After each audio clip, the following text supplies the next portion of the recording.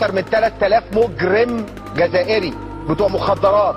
لكن هل تحولت كأس إفريقيا للأمم إلى اختبار للعلاقات الإعلامية والشعبية بين المغرب ومصر؟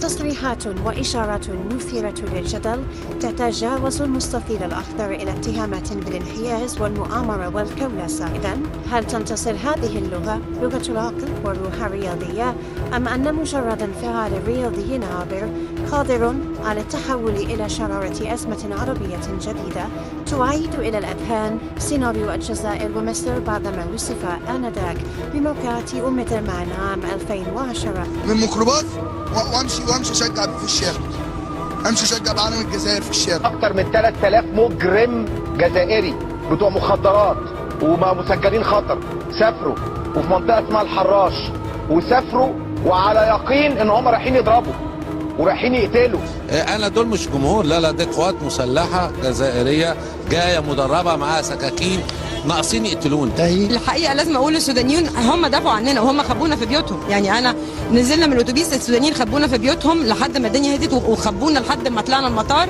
لميس الحديدي المذيعه المعروفه حجزوها في الفندق وقعدوا يكسروا في الفندق لمده 3 ساعات مش قادره تخرج.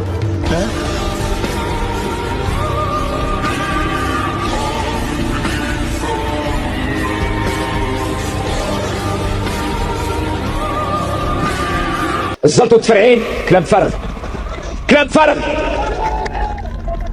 الفانتازية اللي ما يش محلها كلام فرغ، الفانتازية اللي ما يش محلها كلام فرغ، كلام تاع بربوات. الفانتازية اللي ما يش محلها كلام فرغ. الشعب التونسي شقيق يتفضل، الشعب التونسي شقيق في القطار يجيب 60 خطة، الشعب المغربي شقيق في القطار يجيب 60 خطة. السنة الماضية دخل 3 ملاير دولار و500 مليون دولار، يعني يدخل ما يساوي الغاز الجزائري. هذا شعب بتاع الدراع، هذا شعب بتاع الخدمة، هذا شعب بتاع الخدمة، هذا شعب يعرف يبني الثروة. الشعب الجزائري حبيب القطار يجيب 6 قناطر، يجيب 6 قناطر.